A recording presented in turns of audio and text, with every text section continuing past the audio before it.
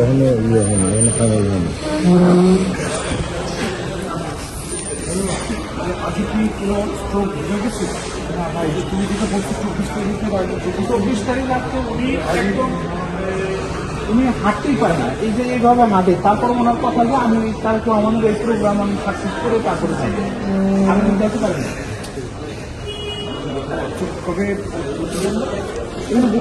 গতকাল সকালে 1টার সময় নিয়েছেন।